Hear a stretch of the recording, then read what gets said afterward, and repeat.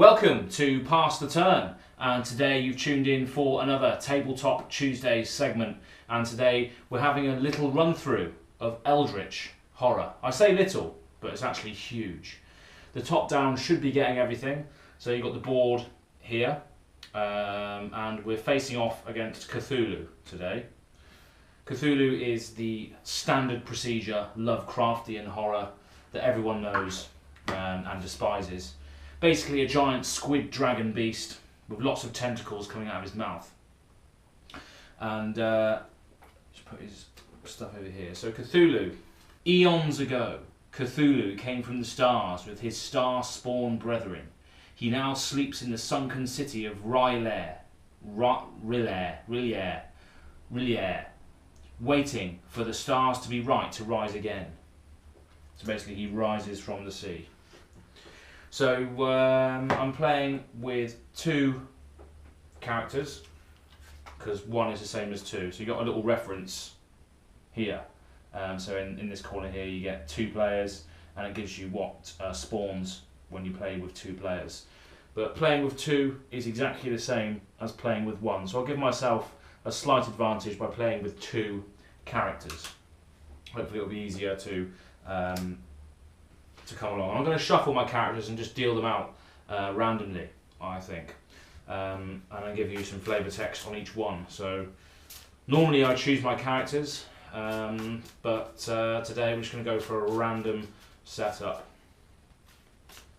Right, so who we got? We got, first of all, Father Matteo, the priest, and Preston Fairmont, the millionaire. So wow, times are bad. It's taking a priest and a millionaire to stop Cthulhu's reign. So let's give a bit of flavour text for Father Matteo. For all of his life, Matteo has been a devout believer in a power greater than himself. Even as the political situation in Mexico reached a boiling point and violence erupted across the country, he maintained his faith in a just and benevolent creator. But when the bodies began to show up in his hometown, limbs mutilated and skin torn to shreds by some unnatural beast, Matteo started to wonder if there was any goodness left in the world at all. Now, Matteo is in Rome, seeking guidance and answers from the Vatican itself. So he starts in Italy, and we also have Preston Fairmont, the millionaire. Born with a silver spoon in his mouth, Preston was doted upon by his parents and by all accounts should have lived a prosperous life free of worry and hardship. When his father died, he inherited an unimaginable fortune, but there are some things money cannot buy. Downtrodden and depressed, Preston wasted money on gambling and women, until one night a séance performed by one of his girls brought him into contact with the spirit of his father and shed a disturbing light on the source of the family fortune. So we've got two very, very distinctive characters that are going to be fighting against Cthulhu today. This is renowned to be a very, very difficult game, but it's mainly due to this Mythos deck. At the end of every round, basically, this Mythos deck smacks you around, and you don't play the game plays you. And that's what I like about board games, is the random element to it. You can just get it out of the box, and the game plays you. There are some, I say some, but there are many things you can do to manipulate and mitigate your die rolls and luck in the game, but it is very chaotic, especially in Eldritch Horror. You pretty much draw cards and see what happens. But I like that. I like that. And it seems like a big sprawling, huge monster of a game, but it is very simple once you start playing. So let's go ahead and set up the characters. Now I have all the expansions, so it's ridiculous trying to find two fucking characters in this stack. But to be fair, I've never ever used the millionaire or the priest before, so it'll be interesting to see how they're a bit. There's a millionaire and there's a priest. Sorted. Both in the same one. Okay. All the characters can go back in the bag and placed back in the box. Now ideally I would be playing this game with my co-hosts of the show, but Christmas and New Year period is very difficult to get everyone together and to get videos out entirely. So I'm just playing it on my own and having two characters. This is one of my favourite games. I do enjoy playing it solo. and it's solely cooperative, so there's no backstabbing, nothing that anyone else can do on your team to hurt you. I mean, stupid decisions can be made, but ultimately everyone's working towards the same goal in stopping the giant Squidward. So I'll place these on their standees. So we've got Father Matteo. He starts in Italy, searching for answers from the Vatican and the Pope himself. So he's in Rome. And the millionaire starts in Istanbul, Turkey. So fairly close together, these two are. Cool. And they start with, so Father Matteo starts with a King James Bible asset. Will that be in here? King James Bible asset? And then he starts with fine clothes. Let me just see if I can find that. King James Bible, there we go. I need a set of fine clothes as well for the millionaire, there it is. There we go, sick. Back to the game. So I found the King James Bible for the priest. So that's what the item that he starts with. And it says you may re-roll 1 die when resolving a will test during a combat encounter, and when you perform a rest action, recover 1 additional sanity. So when he sees enemies and beasts and that whatever, he clutches his Bible and reads the words from his book to stop him from going insane from the sheer sight of what's in front of him.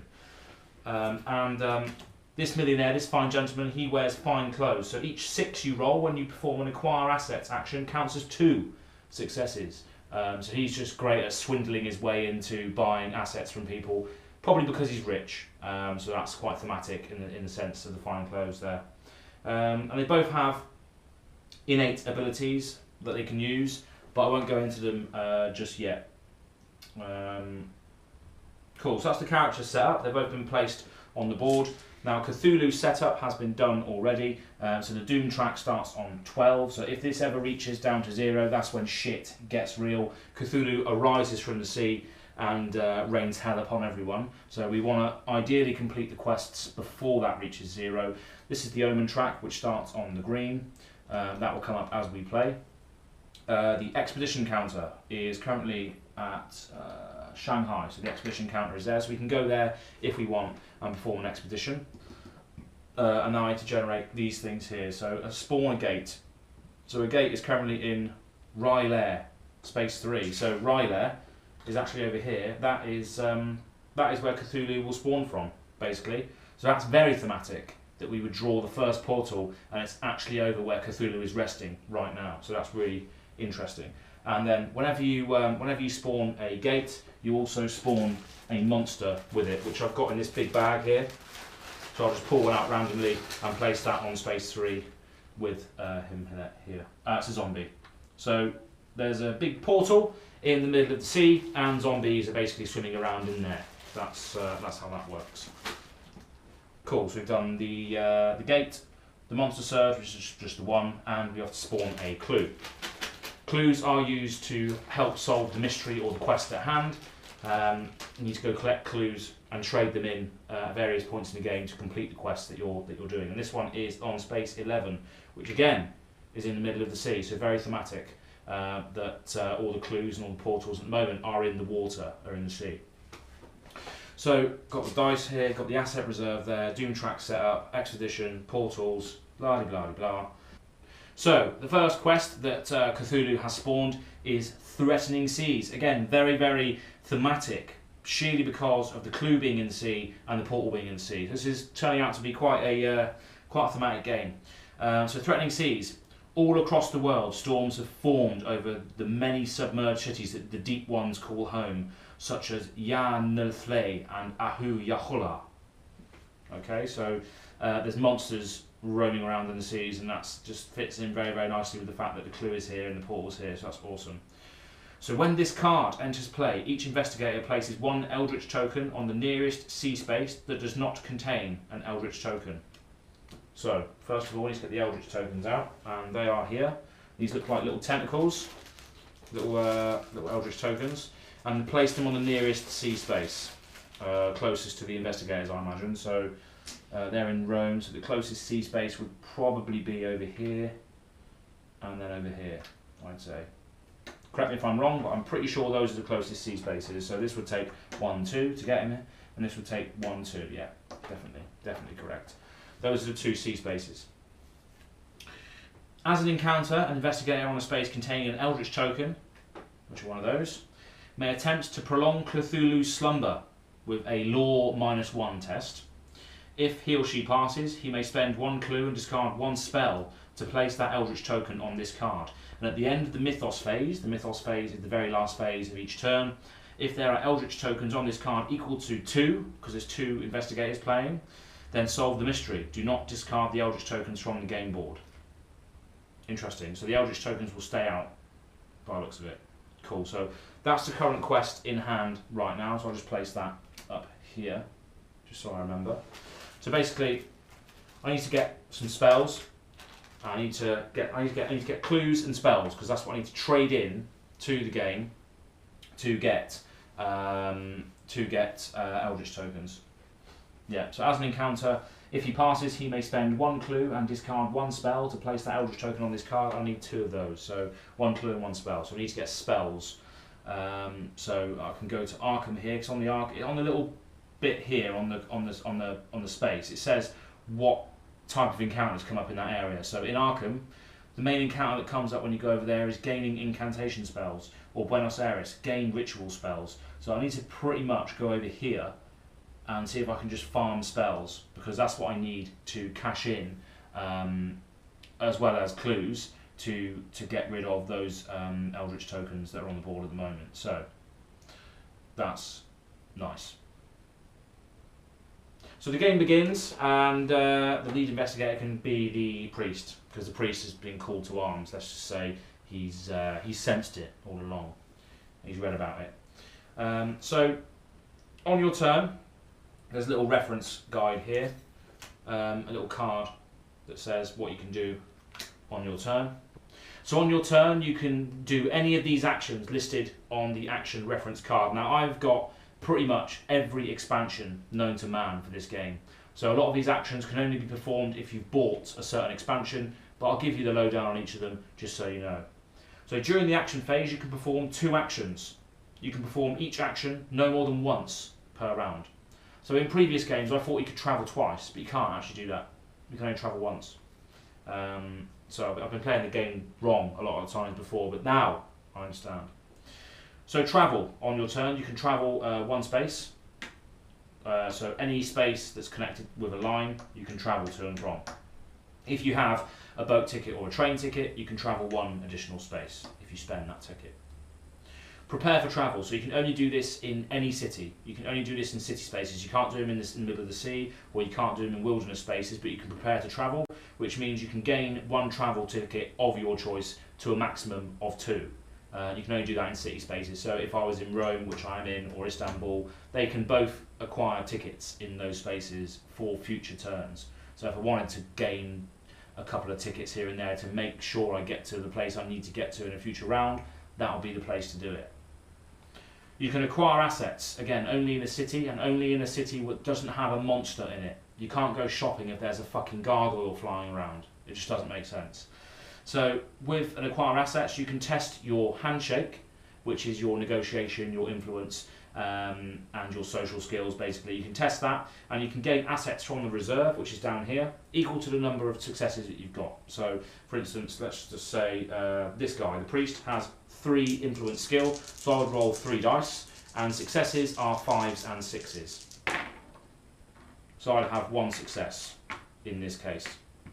So I can spend that to get a protective amulet, because that costs 1.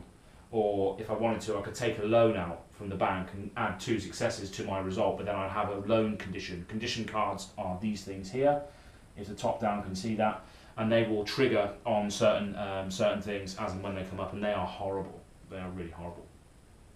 Of course, in any space you can rest, so you can rest in any space as long as it has no monsters in it. You couldn't just go chill and lay down in the middle of a field that had a zombie walking around in it, or a star spawn, for instance. You'd need to get rid of that monster before you can rest up there. And that recovers 1 health and 1 sanity. And you can also spend resources, which is an expansion pack component, to recover additional health or sanity, as long as there's no monsters in there. You can gather resources in the area that you're in, so you gain a resource token, and again, resource tokens will add to your health or sanity recovery as and when you rest. So if you've got nothing else to do, you can gain resources just for the sake of gaining them for future turns. You can trade, which means you can exchange any number of your possessions with another investigator on your space. You can focus, you can only have a maximum of 2, and focus will allow you to re-roll any dice that you make during a test. So focus is always a good thing to get if you've got nothing else to do on your turn, because it will allow you to re-roll a rubbish die roll later on, which is great. And then component actions, perform the action of local action of a component. Each component action is a separate action. So a component action could be your character's special ability. It could also be a special ability listed on a card.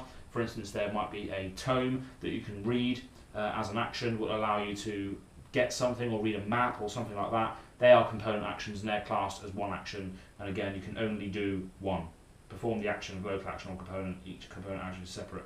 There you go, separate action. It's a separate action. So if you had 2 different things, you could do them twice if you wanted to. And that's pretty much it for the actions on your turn that you can do. But you'll see those in action, no pun intended, in a moment. And I'll get to the encounters and the Mythos phase as and when they come up. So, again, the first thing we need to do really is gain clues and spells.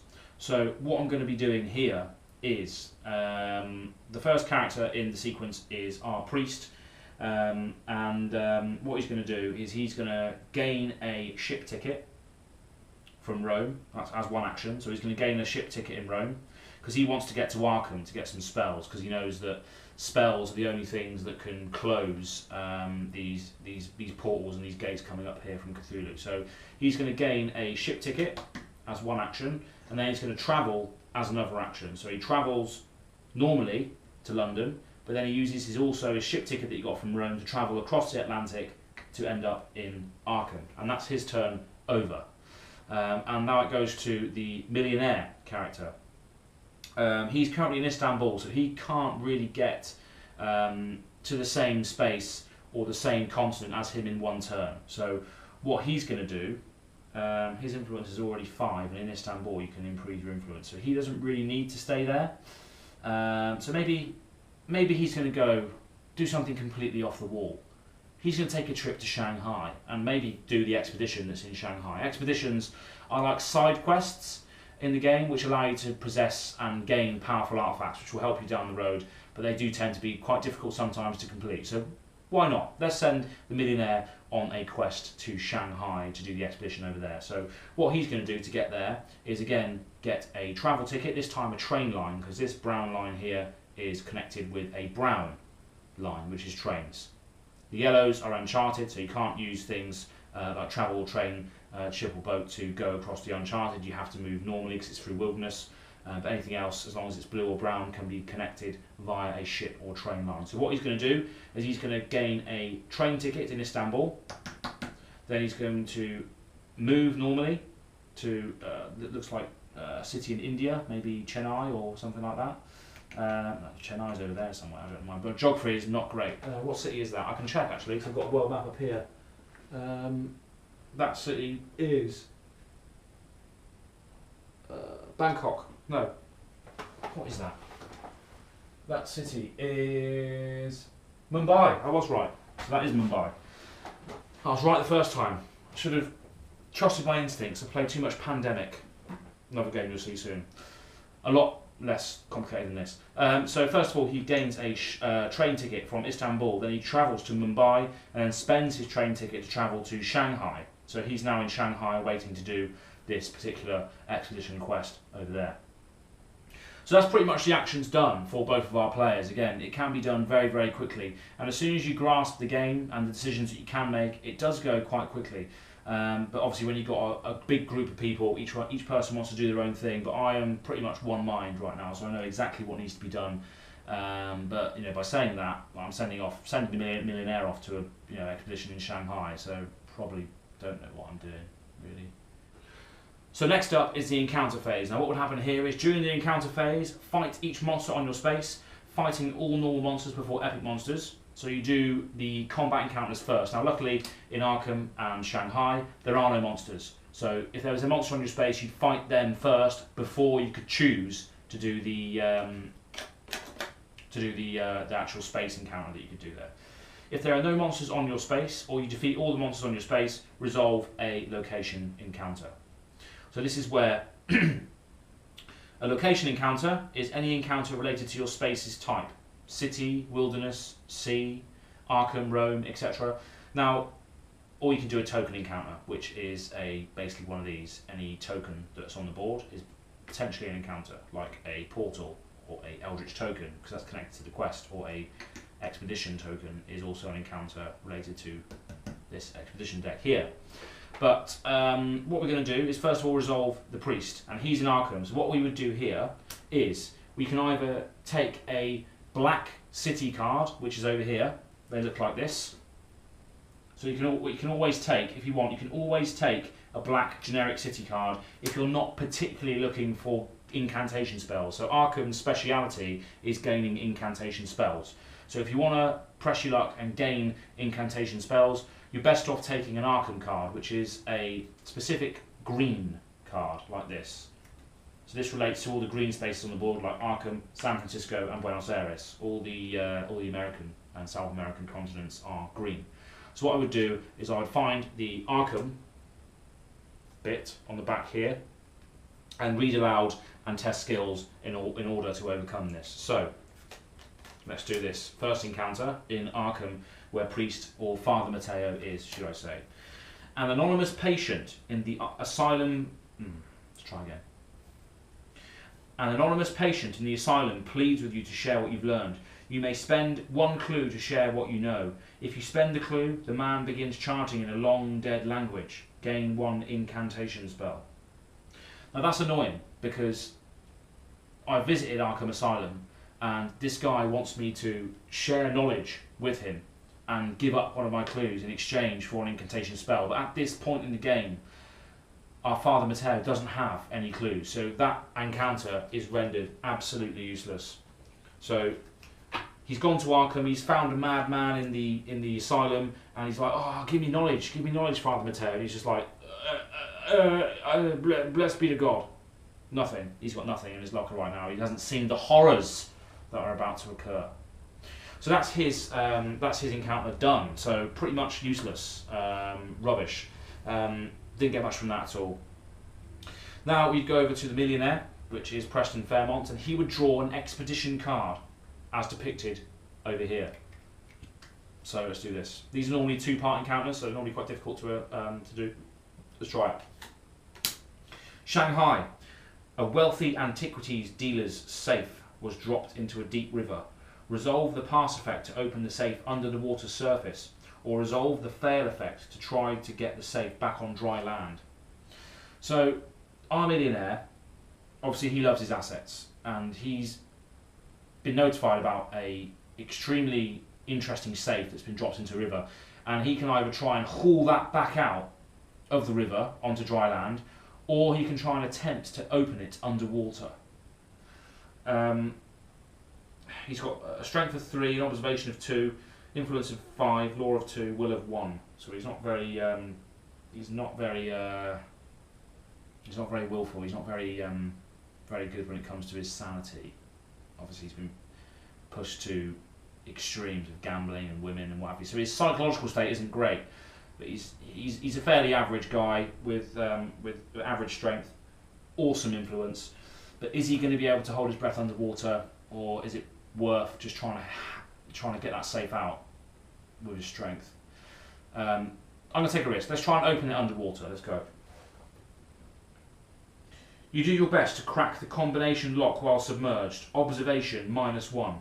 Oh my god, his observation is 1, so I get 1 die for this. And I'm looking for a 5 or a 6. And there it is! It's a 6. So although his observation is completely and utterly rubbish, submerged in the murky waters of Shanghai, he manages to unlock the safe. If you pass, the door springs open, revealing an important treasure. Gain 1 artifact. So that's great. So our millionaire character has flown all the way over to, well, got a train all the way over to Shanghai from Istanbul and dived into a river to try and get a lost relic, and he has. He's done it. And he's got the silver key. Don't know what this is, but he's got a silver key. So he jumped in the safe, jumped in the river, unlocked the safe, and got a silver key. What the silver key does, let's have a look. Item, magical. Once per round, you may spend one less clue to pay for an effect. You may re-roll one die when resolving a test during an otherworld encounter. So that's awesome. That's really good. Once per round, you may spend one less clue to pay for an effect. So that's good. It doesn't say to a minimum of one either. So this guy could literally just go to one of these places and to these Eldritch tokens and cash in a spell. That's all he needs to complete that. Because the quest says here, he may spend one clue and discard one spell to place that Eldritch token on this card. He may spend. This one says you may spend one less. So he can literally go over there with a spell and crack it. So that brings the timer down, which is great. So that was worth doing, going to Shanghai and jumping in the river for the sake of a silver key. And if he ever goes into a portal, he can re-roll one die when resolving one of these portal tests, which will probably come in handy later.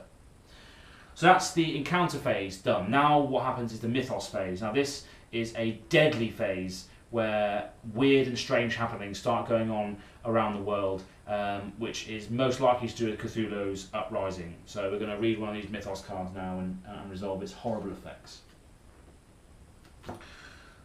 The title of this card is The End is Nigh. So that's not great for us whatsoever. Okay, so the first thing that happens is you resolve the omen track. So you move the omen track down clockwise.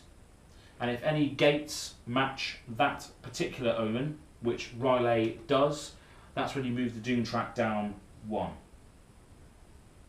Okay, so that's what happens there. So Riley is moving down one space because the omen matches the space that it's on.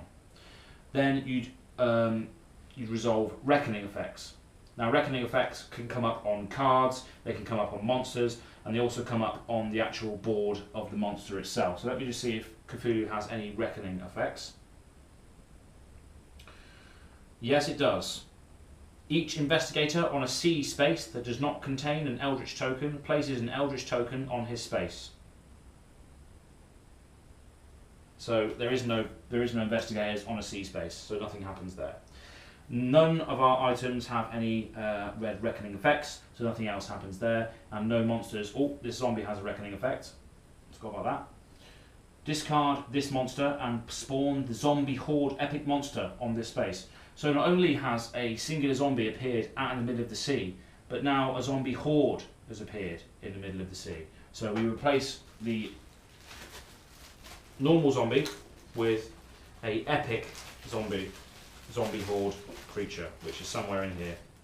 This is just the beginning. The end is nigh. I haven't even read the text of what happens in this Mythos phase yet. I'm just putting out more stuff, which is horrible for everyone. I just dropped the spinner of webs, which I need to collect. Oh god. Oh, this is not good. This is not good at all. Not a great start for us here at all. Okay, so that epic monster has been spawned. The zombie will go back into the bag. Over there. And then the last thing that you resolve on top of your Mythos card is a portal symbol. So a portal symbol means that you draw the top piece of card from the top of the portal deck and place that where it says. So this is a Hyperbore. Space 13. So 13 is over here, where the Eldritch token is. There's a lot of mythical things coming up now. There's not a lot of portals that are actually on the board. These are expansion ones that are being placed around the board at the moment. And then of course with a portal comes a monster, so you draw a monster out of the bag, so give them a shuffle and pick one out at random. And this is a ghoul, so there's a ghoul in Hyperbora up there. And that's the triggers that happen on the Mythos card first. Then you read the text and do what the text says, which is horrible on this particular card.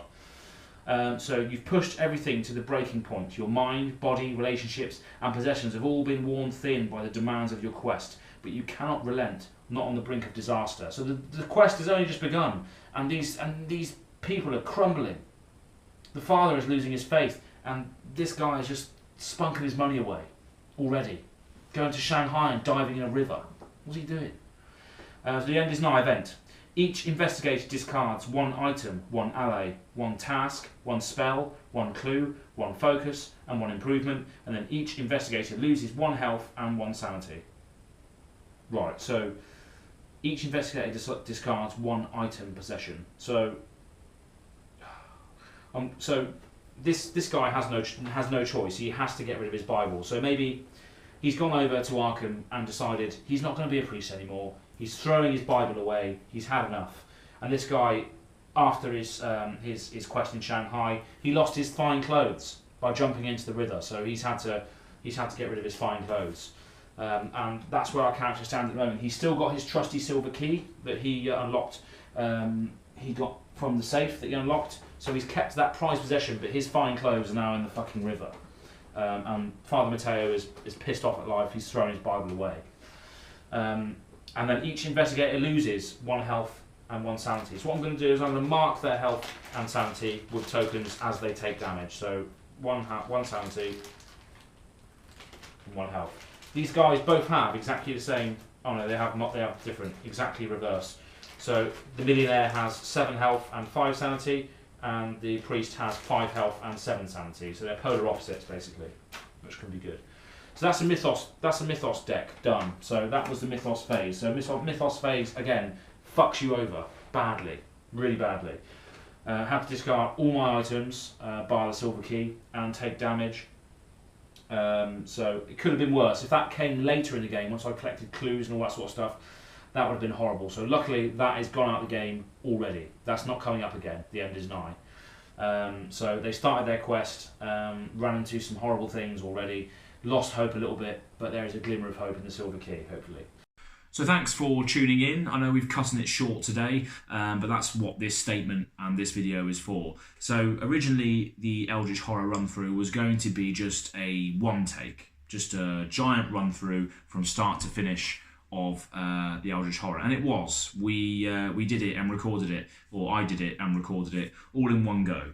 And originally I was just going to upload that entire video all at once, but what I'm doing is I'm breaking it down into bite-sized chunks, and hopefully that keeps people more engaged for the next section of the story, because it's not like a giant 2-hour slog of Eldritch Horror.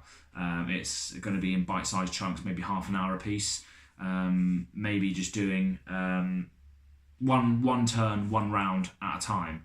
Now obviously the first video that was released in this video, if you've watched all the way through, obviously you would have seen a lot of rules explanation and a lot of overview of what actually happens in the game, and then one turn and then the end, the Mythos phase.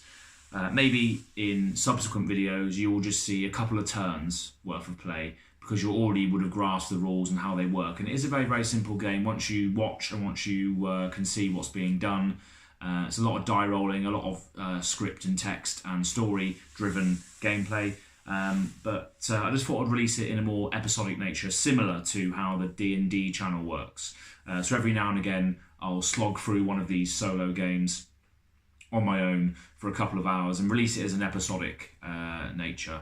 And the big games, when all the crew members are here, Josh, Alex, Matt, Leo, when we're all playing the same game, that'll just be one big chunky video. But if it's a solo game, I'll put it in a more episodic nature to concentrate on the story elements and the things that happen to the characters in game, similar to how the D&D section of our channel works on the Mysteries of Neverwinter campaign, which is currently running on the